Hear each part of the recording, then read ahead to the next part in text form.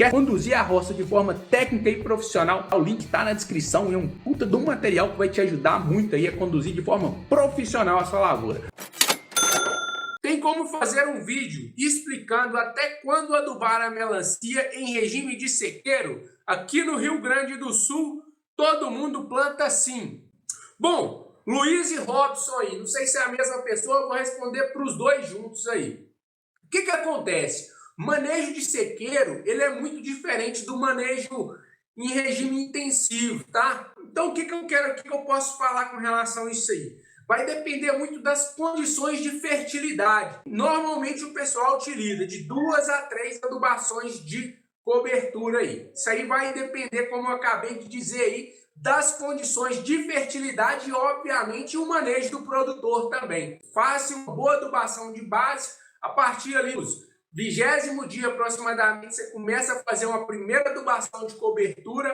Alguns produtores fazem uma segunda adubação de cobertura e alguns outros produtores também trabalham com uma terceira adubação de cobertura. Essa terceira adubação no regime de sequeiro, quando você está com o solo com bons níveis de fertilidade, ela tende a ser uma adubação mais complicada ali, porque a roça já pode estar fechada e aí você tem aquela dificuldade na hora de fazer essa adubação manualmente ali, né? Essa adubação convencional, porque a roça fecha, então você tem uma dificuldade maior. Benedito de Bauru, São Paulo, mandou uma pergunta aqui: qual produto devo usar antes do plantio para prevenir doenças? Qual que é o tipo de manejo que a gente costuma trabalhar aqui? A gente trabalha com programas fitossanitários. E o que é esse programa? Esse programa é basicamente uma tabela que você tem ali quais os defensivos utilizar na hora adequada, de acordo com a necessidade da sua lavoura e com aquilo que você programou.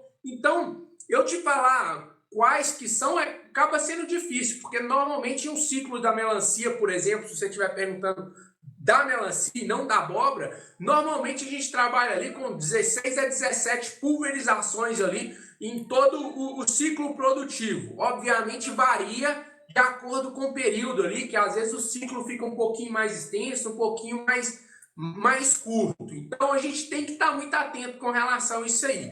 Então, te falar exatamente quais são os produtos fica difícil. Eu posso te dar uma sugestão. No material nosso aí tem o curso que é o mapa. Lá eu separei 3 programas fitossanitários para o produtor que está iniciando aí, o produtor que está na fase, como que eu vou dizer, que nunca plantou, que está começando a desenvolver as suas atividades, que é um programa fitossanitário para produtor iniciante, um para o produtor que já está mais no intermediário ali, que já é um produtor que busca produtividades mais elevadas, e tem o avançado, que é o que eu utilizo nas minhas lavouras aqui. E esse avançado é um negócio mais profissional mesmo, é para quem já está produzindo em escala comercial, é um negócio bem profissional mesmo, tá, Simar? Então, vou deixar o link da descrição aí também, depois você dá uma pesquisada lá na página de venda do nosso material, que lá é o seguinte, lá tem um mapa completo aí sobre todas as pulverizações. O Jean, que está aí no bate-papo aí, também comprou o material nosso aí, eu tenho certeza que tem mais gente que comprou aí também. Depois você pode trocar uma ideia com essa turma aí, que eu tenho certeza que eles vão te dar boas referências aí sobre esses programas fitossanitários, que são os produtos preventivos e os produtos curativos também, né? E também os programas nutricionais. Qual produto usar para oídio na abóbora? Sobre o oídio, quando devo começar a aplicar o antifúngico aí? O oídio na cultura da abóbora, tanto na cultura da melancia, é um problemaço. Que é o seguinte, essas doenças fúngicas, de modo geral, elas acabam tendo uma propagação muito rápida. Essa propagação rápida, ela atrapalha demais ali o manejo. Se a gente errar a mão e esse fungo avançar na lavoura ali, a gente pode não conseguir controlar. Então a gente tem que estar muito atento com o manejo desses fungos aí. E o manejo das manchas foliares, são antracnose, oídio, cercosporiose, tem uma série delas aí. Ela é bem parecido com o manejo do míldio, tá? Você tem 3 tipos de produtos: protetivos, preventivos e curativos. Protetivos, normalmente eles são produtos mais baratos, que você já faz a aplicação deles ali, justamente para não deixar que esse fungo entre na lavoura. Eles são uma proteção. E aí você tem um segundo grupo de produtos que eles já são preventivos ali. Eles conseguem proteger a lavoura, mas também combatem um eventual início de um fungo na lavoura. E como curativo, você tem também os triazóis aí, que no meu entendimento aí são talvez dos melhores produtos que a gente tem aí para conseguir combater essas manchas foliares ali. São produtos que pegam muito bem. Contudo, a utilização desses triazóis, desses fungicidas triazóis, pessoal, a gente tem que estar muito atento com a fase que a gente vai aplicar, com as dosagens, porque ele pode causar um enfesamento na planta e pode acabar atrapalhando. Ele pode não ser o ideal para a lavoura, aí, dependendo das condições. Então, a utilização desses fungicidas curativos aí, os triazóis principalmente, a gente tem que dominar tecnicamente essa técnica aí para não fazer nenhuma bobagem na roça aí, acabar tendo abortamento de fruto, enfesamento da planta. Então, a gente tem que saber utilizar. Mas o que eu posso destacar aí para vocês dois aí, tá? Luiz e Carlos. Tenta trabalhar com esses 3 grupos de produto. Trabalha primeiro com os protetivos, os preventivos e os curativos. Aí funciona muito bem, tá bom? Tenho certeza que trabalhando dessa maneira aí é a forma mais segura de se proteger e manter a sua lavoura sadia aí. José Cláudio não falou a localidade, mandou aqui, ó. Quanto de cama de frango posso colocar por pé de melancia na variedade Ola Premium? José, é o seguinte, não existe uma resposta, uma fórmula de bolo, tá? Isso aí vai variar de acordo com as condições financeiras suas aí, as suas condições de solo aí, tá? Que é muito importante estar ligado com relação a isso aí também. E é o seguinte, via de regra ali, você trabalhar com os 2 litros ali do esterco da cama de frango é o ideal por cova aí, tá? Não ultrapassa desses 2 litros, não, porque a cama de frango apesar de ser um adubo orgânico aí, ela acaba sendo um adubo muito enriquecido em nitrogênio. Então a gente tem que tomar bastante cuidado aí com esses adubos muito enriquecidos de nitrogênio, porque dependendo das condições de solo sua aí, pode ser que venha ter algum problema aí, principalmente se você exagerar na dose aí da utilização de outras fontes de nitrogênio, como por exemplo nitrato de amônia, como ureia, sulfato de amônio, enfim, diversas outras fontes de nitrogênio aí, tá bom? Então fica ligeiro com relação a isso aí e acredito que até uns 2 litros aí você pode usar cova bacana e na hora de você fazer a sua nutrição química ali para complementar, você fica bem atento com relação ao manejo do nitrogênio, tá bom, meu amigo? Um abraço aí, José Cláudio. Bombus B, como fazer um manejo de praga e doenças em uma produção orgânica? Eita, rapaz, agora me puxou pelo rabo, viu? Me pegou mesmo. Não sou especialista em produção orgânica, tá? Eu domino bem o cultivo convencional, tá, Bombos? Então, o que eu vou fazer é o seguinte, deixa eu dar uma pesquisada para ver se eu consigo encontrar algum especialista, alguém que manja desse manejo orgânico aí, tá? Porque é o seguinte, o cultivo da melancia, principalmente para quem quer trabalhar com o cultivo da melancia em escala comercial, ela é uma variedade que é muito parecida com o tomate, sabe? Ela é uma variedade muito sensível ali a diversas pragas, a diversas doenças ali. Então, esses manejos orgânicos aí, você tem que trabalhar com um manejo completamente diferente daquilo que a gente trabalha no convencional. A verdade é que eu não sei te falar, posso dar uma pesquisada se eu encontro alguém que é especialista aí, que saiba conduzir uma lavoura comercial de melancia aí em modo orgânico, tá, turma? A abóbora eu já vi, porque ela é mais rústica, mas a melancia é bem pipinada mesmo para a gente conseguir produzir ela de forma orgânica, tá? Em escala comercial, tá? Agora, você produzir aí no fundo do quintal aí é tranquilaço, não tem zebra não. Aí você usa calda bordaleza, uma série de produtos aí, calda de momona, tem um monte de produto aí que você pode utilizar na agricultura orgânica aí, mas para você ter uma escala comercial na melancia de forma orgânica aí, é meio que um desafio, tá, Bombus B? Então, tem que estar ligado e tem que procurar aí quem que é especialista e que manja desses Paranauê aí mesmo, tá? E te falo, isso aí tem que procurar quem que entende mesmo aí, porque falar até papagaio fala, meu amigo. Então, tem que estar ligado aí, tem que procurar quem domina mesmo esse tipo de manejo aí e ver se ele se aplica à sua realidade aí, tá bom, Bombus B? Ó, Vitor Manuel mandou para mim na live da semana passada e eu não consegui responder ele. Deixa eu responder ele aqui. Sou iniciante, quero plantar uma lavoura de abóbora ou melancia. 3 hectares, o terreno é arenoso. Tem alguma restrição em usar gotejamento? Também tenho medo da comercialização. Tem alguma dica? Bora lá, você está com 2 perguntas aí. Olha só, os solos arenosos são ideais para o cultivo da melancia, tá, Vitor? Vai muito bem, a melancia se dá muito bem com solos arenosos aí. A questão é que você tem que ter um manejo nutricional bem caprichado, porque esses solos arenosos aí, normalmente eles são solos mais fracos nutricionalmente. Aí você tem que estar ligado com isso aí, Vitor. Então, uma boa sugestão é você pegar um bom programa fitossanitário aí, de quem manja mesmo a produção na areia aí, e você vai conseguir ter boas produtividades nesse solo seu aí, especialmente com a melancia. A abóbora você consegue produzir bem com ela também em solos arenosos aí, mas acaba que você precisa de um manejo um pouquinho diferenciado também daquele solo mais pesado ali, que a abóbora acaba indo um pouquinho melhor ali, que aquele solo que tem condições melhores de fertilidade. Mas não quer dizer que você não consiga produzir bem a abóbora em solo arenoso não. Comercialização.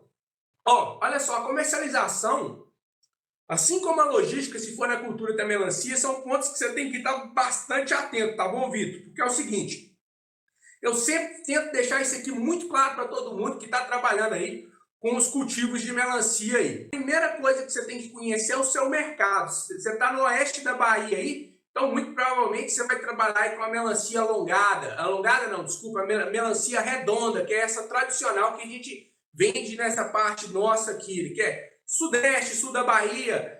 Essas áreas, normalmente o mercado consome a melancia arredondada. Então, você já sabe que normalmente essa é a melancia que você mais precisa. Procure, então, o Ceasa mais próximo da sua propriedade aí, e procure os produtores, os compradores, na verdade, mais antigos lá, para você entender um pouquinho mais sobre o seu mercado, até para você saber se você tem demanda para isso. Você está falando aí que vai plantar 3 hectares em uma primeira lavoura, né? 3 hectares aí, se você cuidar bem cuidadinho aí, se for uma roça de abóbora, dá para tirar aí 3 caminhões, tá? Numa boa, 3 caminhões da abóbora japonesa aí. E se você cuidar bem cuidadinho aí de uma roça de melancia aí, vamos falar aí que você vai conseguir tirar aí umas 45 toneladas, que é um número que é bem factível de conseguir aí. Cada caminhão com 15 toneladas, aí nós estamos falando de 3 caminhões, 9 caminhões de melancia. Uma quantidade de melancia dessa aí, você não dá conta de vender ela sozinho, com o carro, vendendo para pessoas que vão buscar na sua lavoura ali de maneira, como que eu vou falar, cara? De uma maneira mais autônoma ali. Sabe aquele pequeno cara que vai lá na caminhonetinha, pega 200 melancias, 300 melancias? Uma roça desse tamanho aí, você já precisa vender ela em escala. Então você tem que estar ligado com relação a isso aí, porque você produzir a melancia e depois você não ter cliente é um pontaço de atenção. Mas eu quero te tranquilizar também. Não é o mais difícil de fazer. O difícil é você produzir mercadoria boa, tá? Tendo mercadoria boa, você não consegue garantir preço, mas vender você vai conseguir sim, tá? Você manda para Belo Horizonte, São Paulo, Rio de Janeiro, isso aí até posso tentar te ajudar aí na hora que você estiver comercializando aí.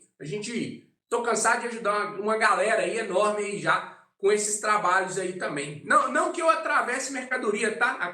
São clientes que eu atendo aí que eu consigo direcionar 1 caminhão, 2 caminhões aí, desde que você tenha fruta de qualidade. Então, o primeiro passo aí é conhecer o mercado e conseguir produzir fruta de qualidade, tá bom? Espero que eu tenha respondido a sua pergunta aí, Vitor. Pergunta sua muito boa, tá? E uma sugestão aí, cara, procura estudar o máximo que você puder aí, para você errar menos. Quanto menos você erra, mais rentabilidade você vai ter na sua, tá bom? Mas precisando da gente, estamos à disposição aí, Vitor. Matheus, tem melancia aqui na minha roça que não fica muito vermelha. É normal ou falta algo?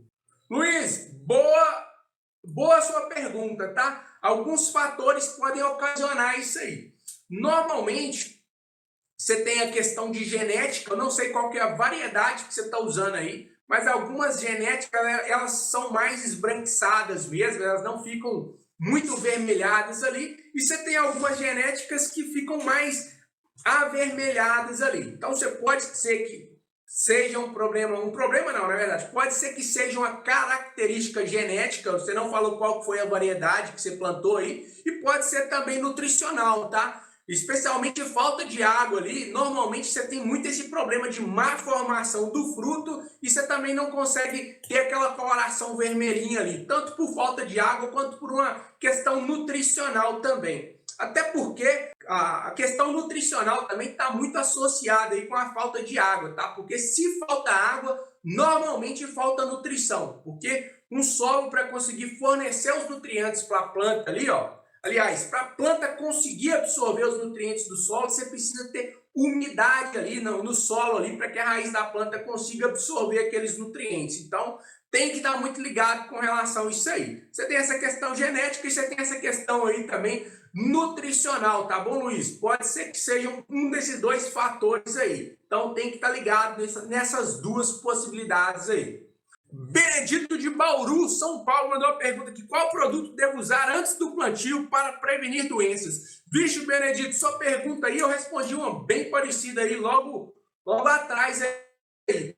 Normalmente não é um único produto, você precisa de uma série de produtos ali para você conseguir prevenir aí. Então, para me responder a sua pergunta aí, depois me manda um zap aí que fica mais fácil de eu tentar te ajudar. Sugiro você ter um programa fitossanitário já estabelecido ali, desde o início da lavoura, para você ir trabalhando em cima dele. Aí você vai fazendo as eventuais mudanças aí, de acordo com a necessidade da sua lavoura. Então, fica ligeiro, não começa a plantar a roça para depois você começar a ver o que você vai passar na roça, como que você vai proteger a sua lavoura. Então, primeiro passo aí, ter um bom programa fitossanitário para você já começar a sua lavoura trabalhando de forma preventiva. É sempre o melhor caminho aí, tá bom?